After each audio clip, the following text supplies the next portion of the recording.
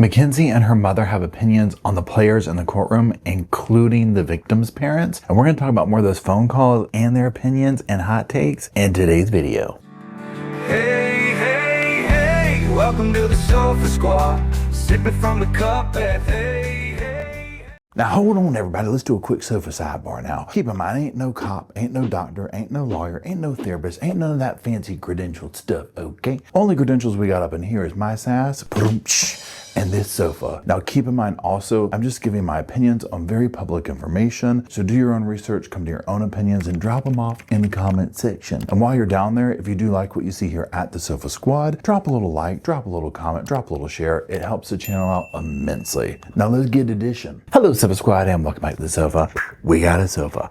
We got a Paul. Y'all, my name's Paul if you're new to the channel. If you're not new to the channel, my name's still Paul. Okay. Now, before we go forward, I want to thank Phone Calls from Prison. They have been putting out so many of this Mackenzie Shirilla phone calls. Be sure to check her channel out. It's down in the description below. Also, check out all the other content she has on there. It's amazing. She does a great job at getting all these phone calls from all these cases that we follow. So be sure to check them out. Phone Calls from Prison. Now, also, depending on when you're watching this, but I'm recording this on August 24th, I've had to cancel my trip to CrimeCon this year. It was going to be the first week in September of this year due to a couple of personal things that have come up and I need to remain in the state here to take care of some things. So I apologize for that. I will miss seeing you all there, but we have a voucher for next year and we'll see you then. Okay, now let's go ahead and get into the video. So this is a phone call. Again, you're going to see on the screen, I believe it's like before the verdict and they're talking about that. And we're just going to go through, add some commentary, some opinions, because you know I got them about this case. So let's get to it. Yeah, I really hope Monday goes well. Just I have a good feeling about it, then I have a bad feeling about it, then I have a good feeling, then a bad feeling, a good feeling, then a bad feeling. yeah. I don't know. Yeah. Is it nice outside? It's really humid. So I don't know if that's good or bad. It's just gross. It's like wet and sticky. I don't care. I was on it. Yeah. I'm blacking out. So what did Jim say about getting Dom's stuff? Well, I haven't even spoken about that yet. I heard you, they addressed it though, which is good. I mean, getting my stuff. Yeah, I told you. From Dom's. Yeah. I think it's very interesting. So a couple of things here. She goes on and on and on about getting this stuff. Now remember, this is before the verdict and you heard her say, I have a good feeling then a bad feeling, a good feeling then a bad feeling. So, you know, it's like you're kind of preparing for the worst and hoping for the best, however that saying goes. So I interpret this to be that, and she goes on multiple phone calls about this stuff, about getting this stuff, you know, and somebody had said it was like some kind of like designer clothes or something. I don't think they're going to let you have that in prison. I could be wrong. I don't know. Okay. But some of the talk is very interesting just in the way the expectation, but also, you know, when I first started listening to these calls, I was like, oh, they were completely blindsided. But as you get into them, you can tell where she's expecting a really bad sentence. And it might even be in this call where she's like, I know I'm going to do time. And so one of the things that I will give her credit for, which is few and far between, having listened to these, is that she does come around to a little bit of like, I know I'm going to do time, right? So she at least admits this to herself. And what it seems to be in their world, I mean, obviously she doesn't want to do any time, right? You can tell she considers herself a victim, but it's almost like this very passive aggressive way of being like, well, if anything, I know I'm going to do some time over like, and I'm making this up, involuntarily, you know, vehicular homicide or something. So there's some sense of awareness of like, well, if anything would be appropriate, maybe that. I just don't think I should be held accountable for the murder charges the way they have them stacked against her. So to her credit, I'll say, okay, so she at least has some sense of, let's expect some time coming to us, just not obviously what she ended up getting. Anyways, let's keep going. So I'm sure that's coming. One step at it, like one in front of the other, right? Did you talk to the warden again, or no? She has not called me back yet. I'm sure she did. She seems very nice. But it's also, you know, the weekend. So she might not I don't know be. how that shit works. Yeah. Yeah, I really need to shower, but like, I just think I'm just going to wait till I get my soap. Well, there's been a moment in time where you didn't shower for a long time before this, remember? In the hospital. So even when you came home. I know. Well, you'll be okay. But yeah, just, if you want to wait, just wait for yourself. Has anyone been to Dom's grave or anything? I don't know, Kenzie. I don't know. Yeah, when they brought up Houston in court, I was like, I hate him. Ew, who did? They brought him up in court. They were like, I don't even know what they were saying about him. They just like said his name, and I was like, I hate him. Ew, who said his name? I don't know if it was Jim or the prosecutor, one of them. So I'm not sure about this person she's talking about, but interesting to hear her talk about, have you gone to the grave? Has anyone gone to the grave or whatever? She will have this talk of Dom and whatnot, almost like and I would imagine this, and again, this is Sova speculation. So we know they had a toxic relationship, clearly, right? We know he was probably getting ready to leave her and like this was going on. I think that was a lot of the basis for why we're here. But now she talks, oh, he was the love of my life. Oh, this and that. And I think what it is number one, she's very young. So is he, obviously. When you're in a toxic relationship like that and you have this volatile thing, so this one it ended up in death. Again, I feel like she wanted to just kill everybody in the car. She just wasn't thinking, and she happened to survive. But when you have that and this all pops back up, there has to be some level of like, man, it really wasn't that bad. Like rose-tinted glasses is what I'm getting at. Like, oh, this wasn't that bad, and I'm in jail now, and I'm assuming, so I could be you know what they say about assuming, that there's probably, based on her behavior and stuff, more of a concern of, I'm in prison now, as opposed to, he's dead. Right? Like that's the concern. And I think that shows through in a lot of these phone calls that come through. So these afterthoughts of, have you gone there? Have you done this? Have you seen him? Oh, he was the love of my life. I think she's in love with the idea of having someone as the love of her life. Like anybody could have been that. But this particular situation, this particular person, clearly we see how it ended up. Ew, why? He has nothing to do with anything. Nothing to do with anything. I like tried to pay attention sometimes, but then I like got really bad anxiety, and I wanted to like bite my nails, so I just had to like tune it out and like think. Right, I get it. Because when I pay attention too much, I get to like crying. Yeah. Okay, that part I get too. I'd be like, girl, same, right? I would have been over there talking about, can I bring my honey buns and soups into the courtroom? I'm just going to emotionally eat my way through this. Here's the thing. If they let you bring snacks up in there like that, honey, I'd be done. Okay, I'd be 500 pounds by the time the case was over. Period. End of story. Do you think like my facial expressions were good? Because I was like so mad, like half of that, like with some of the stuff they were saying, and I like was trying not to be mad. Maybe I was not in there. I don't know. Everything I saw, you looked fine and sad. You looked sad and distraught, which is what you should look like. Yeah, because like when I was like lying, I like wanted to be like, I wanted to do it so bad. Just be like, what the fuck? You're fucking lying. Like, isn't that incredible that they can do that? And then did somebody say that you and Dom were together for like a year and a half? what? No. Oh, good. I Somebody looked asked up like me. 4 or 5 years. Okay, good. Then somebody must have heard that wrong. Oh, good. Okay. I'm like, there's no way nobody would have corrected that. I'm just still like shocked that Angela being like, yeah, me and Ken used to be really close, but then like, it's not. And Mr. Russo was saying that like she got to like thinking how like I like became like demanding and like holding over Dom or some weird ass shit. She was like saying how like I got to be controlling over him. Yeah. Only if she knows, if she knew.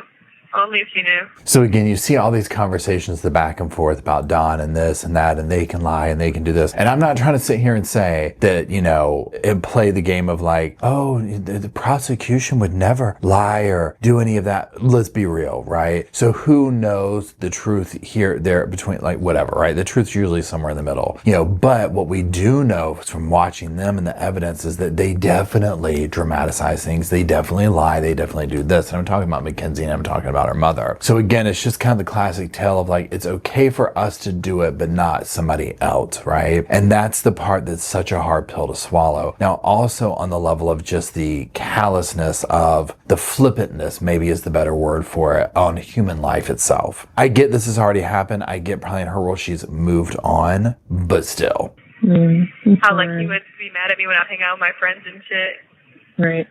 Like Grace can come testify. Like when I was at her fucking house, she like was about to break up with me. I know. Just don't say anything. I'm telling you, if we have to appeal this, we have a shitload of. We have tons. So just don't say anything. We just should have been showed all this shit in trial, but I don't know what was allowed and what wasn't. But the evidence agreements, even Trump's going on right now, and they have this huge meeting about what evidence is allowed in and what's not. What does he just is like so weird. Can't we just show everything? Like, I don't understand, like, what the fuck the problem is. I don't know. I don't understand either. Now, here's one point I'll bring up, and this is such a good, like, little talking thing here, whatever. The whole thing of, like, we have all these things to show what can go into trial and what can and what not, and blah, blah. It is very interesting from a legal perspective, and I'm not even trying to say that I'm the legal perspective, but just like if you put that lens on of, like, from the sofa, right? And even more so, lawyers and people like that would probably obviously understand this more. But how the trial and the outcome of the trial is determined by the pre-trial hearings and what is allowed and what's not. Because if you think about it in the very beginning of a case, like pretend you have this table over here and you plop everything down, but just throw up all over the table. Blah, here's the case. Blah. You know, it's all on the table. And then you start sorting through and saying, okay, but here's what the jury will see on this table. So we're going to shape and form the case in the trial over here. So we'll take this evidence and put it here. And this is a little weird. We can't do that. Well, this can go here. And it's also done by what is the story? What are you trying to tell here? You know, oftentimes it's a tale of justice. It's a tale of, you know, that, right? The victim story, what, all the things. But in that, when you form this story, it's almost like, okay, well, this is the story. So this, everything over here has to align with that story. And if it doesn't, and this goes for both sides, right? Because both sides might be like, we don't want this over here. We don't want that. And this makes it look this, whatever. Okay. So to me, it's very fascinating on that. And I think that works. It's a double-edged sword. It's a totally double-edged sword that works both ways. So just we'll figure it out. I don't know. This is something that we never, ever in a million years thought we were ever going to have to go through. Ever. Ever. Yeah, this shit's so stupid. Like, everything should be allowed in. I don't get it. You know, I was saying, though, like, how Mr. Russo was like, yeah, Kenzie became, like, demanding over Dom because she didn't want, like, Dom to come over my house anymore. And I'm like, that's not what was fucking happening. What? First of all, that's not what's fucking happening. Right. Second of all, Dom was spending more time with me because you were losing his. She didn't like it because Dom was losing. Her grasp on him was getting lost. Like, well, yeah, he was growing up. Another part to this that's kind of like sad and tragic and, you know, all those things. We're hearing this narrative told through the dramatics of an emotionally immature, and I might venture to use the word disturbed, teenager, right? So this whole thing about Dawn, it's like you're listening to like high school drama is what it sounds like, that ended in murder and high school drama logic. And I'm not even trying to say that her mindset isn't like I don't know what you call it, but like not the norm, okay? Like not the average, that kind of a thing, okay? So basically what I'm trying to say is I'm not trying to insult other people who are this age and be like, well, everybody just thinks like that. You see I'm going with that? Because I don't think that this is the norm, okay? We would be even worse shape than we are as a society if it was. But it's like you're listening to this and like, oh, well, you know, she said this about Donna. Dom did this and, you know, oh, blah, blah, blah, blah, blah. And it's intriguing, you know, and it's frightening because I just feel like this is being filtered through that mindset. So we're getting like this glimpse into how that mindset works. And it's scary. Mm-hmm. He was like distancing himself from her. Like, he would still eat dinner with her like every night. But like, girl, like. Right. Yeah. I know, Kenzie. This is some shit I never thought people be. And then Angela, what? Angela was like, yeah, like Dom and me would talk about their relationship, and I was thinking they were going to be done soon. Dom talked about wanting to get out of their relationship. So would you want me to put up what he said about you? Because I don't believe a word that you just said. How can you say that? That's hearsay, first of all. Angela could have just pulled that out his ass. I don't believe that one bit. Right. And I can pull up with him saying, I don't trust Angela. Let's just put that on the record. Look, like, right. I have proof. Text message right. from him saying that. Yep. Another thing too with the phone calls that's just like what they fail to realize is you can talk about text message, you can talk about that, you can talk about that. At the end of the day, the evidence shows that you scoped out a place and drove your car intentionally at 100 miles an hour into a brick wall, period. You know, in these cases that we watch, they always try to convince themselves that like the big elephant is not in the room, and they will tiptoe around that elephant. They will pretend it's not there. They will act like it has an invisibility cloak on it, but to everyone else, it's glaringly sitting there in the middle of the room with a pink tutu and a trombone doing a one elephant show that we all can see. And we're like, girl, you don't see that going on right there, because we all see it, we hear it, and frankly, we're over it. I know. So if your own brother doesn't trust you, why should any normal person? Why should your testimony be credible? all I have to say is look at who they are. I hope that they know who they are, and they know who we are. Just look at everybody's backgrounds. Okay? Yeah, I was talking to Jim too, and I was like, that girl prosecutor would be so pretty if she just wasn't such a bitch. Like, yeah, she is a. Just pause before we get into her going in for the prosecutor. I'm surprised that she even said she was pretty. This is what I'm talking about, the other part to it, where she's just like, and I get, when your family, it doesn't matter. Look at the Adelsons going on right now. They think that you can't tell them nothing, right? And it's like they're a crime family. I mean, just period, end of story, with a very messed up sense of morals, but they think they're better than everybody else. So nobody wants to sit there and call themselves out, but yeah, you know what, we're scummy. Yeah, you know what, I was thinking about it, we're scummy. We're just scummy people. And people aren't going to say that, okay, so let's be real for that. But listening to them, like, it's so angering. And like her mom talking about, we got so much stuff for appeals, which they've lost, by the way, just saying. This, I'm like, yeah, and they have a lot of stuff for appeals too, and these phone calls ain't helping. A bitch. Like, I hate her. I don't even think she is pretty, Kenzie, because of the way she talks and what she's capable of doing. I think she's so pretty, but like her personality just like makes her like a negative word. Here's the thing too. I mean, at least Mackenzie's giving her credit there. Like, apparently, I can't remember what the lady looks like now. You know, like, I think she's pretty, but her personality. But look at Mackenzie also. Mackenzie's very superficial, right? Her mom sounds more like somebody who's like, oh, I think her personality makes her unattractive, right? Mackenzie's kind of saying that, but like also Mackenzie, I think, just cares about superficial stuff. But she's also a kid. You know what I mean? Like, kids don't typically scratch too far beneath the surface. But it's just interesting to listen to them go back and forth on this, talking about that. And I mean, again, on one thing, it's like, well, Mackenzie's in jail, right? There's nothing else to do. She's bored. She's a kid. She doesn't have much depth to herself also. So it's not like I'm expecting her to go into some, like, you know, well, actually, let's talk about a deeply spiritual, enlightening conversation about life itself, mama. Yeah. And like the boy prosecutor, I'm like, man, do you have another suit or what? Because you wear that same suit every fucking day. Like, you dirty as fuck. Like, like, I know that suit stank. Like, with that roll in your neck, like his bald dumb ass. Like, I hate him. He's ugly as fuck. But guess what? He's probably sitting at home with his wife and kids or doing whatever he does while you're talking ish from the prison jail phone call. Okay, I'm just saying, let's keep going. Well, and evil.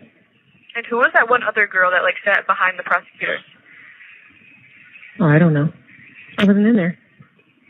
You should have been able to stay in the courtroom. That just is so annoying that you couldn't come. I know. No, because Christine even couldn't. She was trying to pull her lawyer card to see if she could stay in there. Yeah, and they're like, no. No. She asked the prosecutor. Yeah, I guess she even tried to cite some case or something. Hold on a second. What is wrong with her? She just loves to use that like fake ass lawyer job as like a way to get out of everything. Yeah, so they were like, yeah, we don't care, no. She's so corrupt and she needs to be fired. So one of the things is, like, listen to how Mackenzie's mother talks. And I don't know if it's like dialect or what I'm trying to, like, the proper, like, the credentialed word for it. Okay, the fancy word, the real word, but it's something like that. Where Mackenzie's like, what the F? Like, she's trying to sound like she's so, like, you know, street, you know, like, I'm so street smart, I'm so thug, I'm so prison. Like, she's, like, trying to talk like that, right? And I'm just like, girl, we can hear your mom and dad talk like, you know, I'm not buying this coming from her, okay? And it's so painful to listen to because she also just, to me, well, she just sounds like a kid. She just sounds like a kid. And her, like, her emotional makeup, whatever, you know, what you call that, to me is that of like a 12-year-old. Like, her logic that you hear come through isn't even like a regular, you know, however old she is, 17, 18, whatever. She might even not be like that, you know. She might be whatever it is now, like 19, 20, something like that. I don't know. But what I'm getting at is, she sounds so fake, Okay, it's just that's the only word, fake. She sounds so incredibly fake, you know, and going in for all this type of stuff. And again, like I said, you know, playing devil's advocate, whatever. Absolutely, I'm sure there's people, there's obviously corrupt judges, there's corrupt lawyers. I mean, just because they have a title doesn't mean they're non-corrupt. But they will try and spin this, and they try and spin it from like a glass house, right? I mean, it's like a perfect example, these phone calls in this case, of that, of what we say here in the country, okay, is you make sure your own porch is swept off, okay, before you go talk about somebody else's porch, okay? You tend to your own first, okay? Hers needs a sweeping, okay? It needs a vacuum. It needs all the pressure washing, all the things. They're all so aggressive. And B is crazy. Why? Oh, what he did? Yeah. I mean, I was thinking about it. That's probably what Dom would have wanted, though. But it's still fucked up, and I'm still, like, telling on him. You can know anything about you. Yeah. Huh? Oh, I know. Yeah, the video. Right. Because smoking, yeah, for sure. That's getting sent to the judge, for sure. I need the test to be shown. Right. No, you said that's what Dom would have wanted, that smoking part? Oh, yeah. For sure. Dom would have wanted everyone to be high in court. Oh, my God. That's so bad, too, though. I know his family would have done it. Not my family, but... No, right. Okay, so... Again, let's give the mom a little bit of credit here where she's like, that would be so bad too. Because for most of these phone calls, the mother doesn't come off like she does any mothering. She comes off like she wants to be more of a friend. So like by what I've heard so far, I would have expected her to be like, yeah, that would be good to be stoned, right? So the fact that she's like, oh, that would be bad too. And with his family, and Dom would have wanted everybody to be toked up. Can you imagine if Mackenzie at her thing, before she said anything, was like, I just want y'all to know my mom got some edibles. She's going to pass them out. Dom would have all of us be turned up. And here, okay, I'm just, you know, pouring a 40 out. This one's for my homies. Like literally, that's the energy she's trying to give, right? Now, on a complete side note, yeah, it might actually do everybody good to eat a little bit of an edible before they get started off in court, right? I mean, I'm sitting here thinking, I'm like, just to sit in those uncomfortable chairs for 8 hours a day. Get it, right? Got it. Although if that was the case, whether I was a juror, the judge, or just something, and they're talking about like, look, everybody can eat one edible. Y'all, we wouldn't be into opening statement. Okay, you be hearing this. You be hearing this.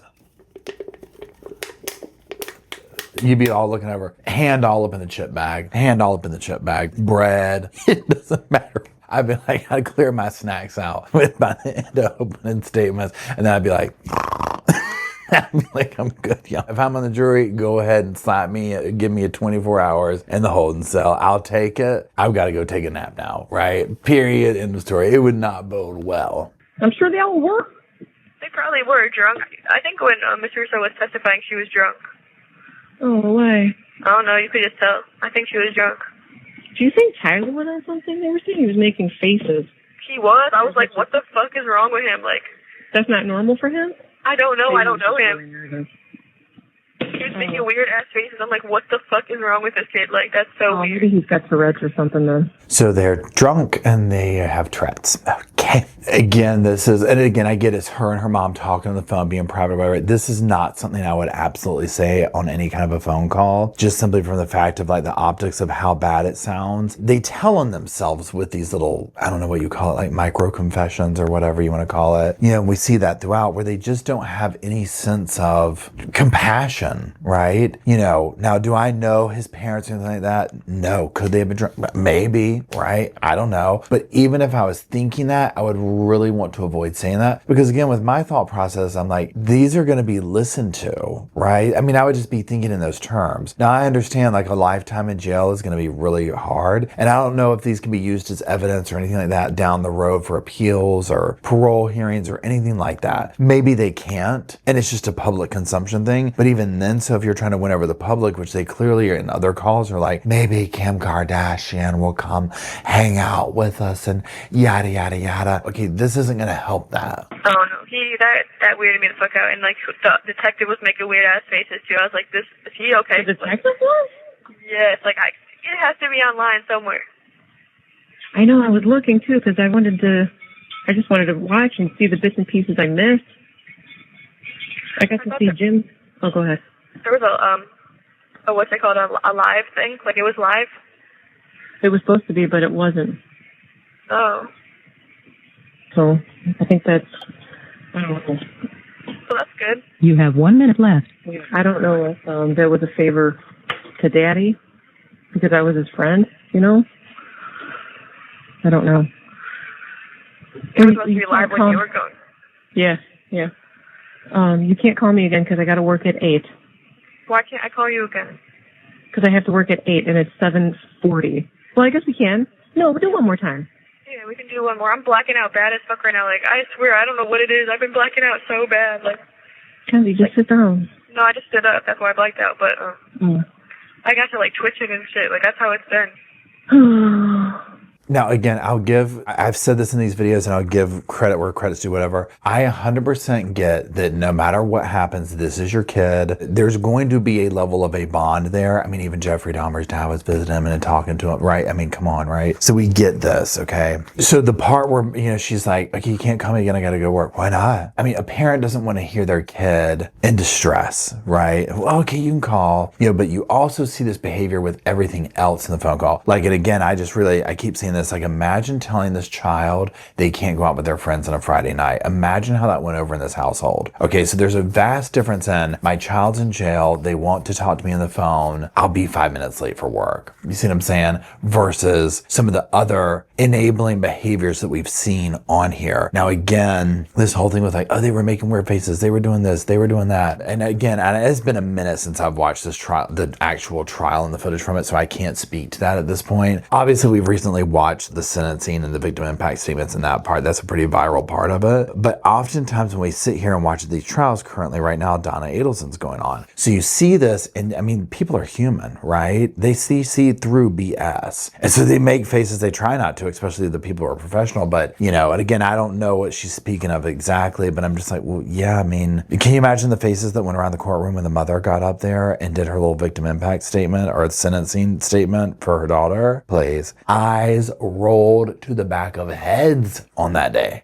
So overall for this set of phone calls here, or this, you know, phone call, whatever you want to call it, they're getting ready to go to sentencing. There's that nervousness. You're seeing some of these dynamics come out in the relationship with the mom and whatnot. You're seeing the kind of, you know, high school locker, hallway locker talk. Do they even have lockers there anymore? I don't know. Okay, but they did when I did. You know, and you hung out at them between class and you gossip with your friends or whatever. But you're seeing that, you know, about the people in the courtroom, the this, or that, you know, the victim's family. There's a huge thing with her and this dichotomy of Dom's family and this, that, and the other. Again, once the cookie is crumbled, it's like if you felt these certain ways, it's almost like, well, why are you with him? The toxicity of the relationship, but also, I mean, these are kids. So it's like that kind of logic with it. She wanted, in my opinion, a kind of Romeo and Juliet type ending, and she forced that to happen. So we'll keep going through these because these, again, phone calls from Prison Channel, make sure you sub to her. Amazing. It's crazy, okay? These phone calls that she gets and is able to put up here, but listening to them, it's like the best reality TV. I don't know another way to break that down, but it's literally like real reality television where you're hearing something play out. Like the Wade Wilson phone calls, please, again, she's got tons of these phone calls, okay? She really popped off her channel with the Wade Wilson phone calls, but so again, check her out, check that out. Let me know what you think down in the comment section below. While you are down there, if you could please drop some little weird pillows off, okay? Some blue sofas for Roscoe and Spirit, he's still here with us, and for Bo and Luke, and for you, the Sofa Squad who makes the channel possible. I wouldn't be here without you, and I greatly appreciate it. And until we gather down the campfire and all that in the comment section,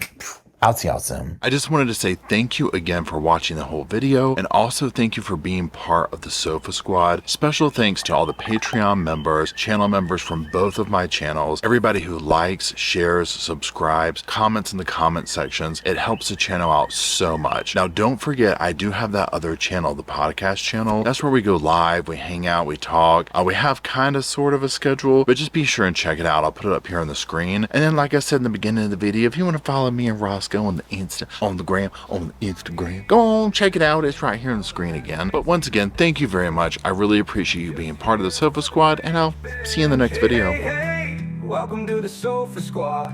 Sipping from the cup that hey, come laugh with the Sofa Squad. Can't roll my damn eyes hard enough.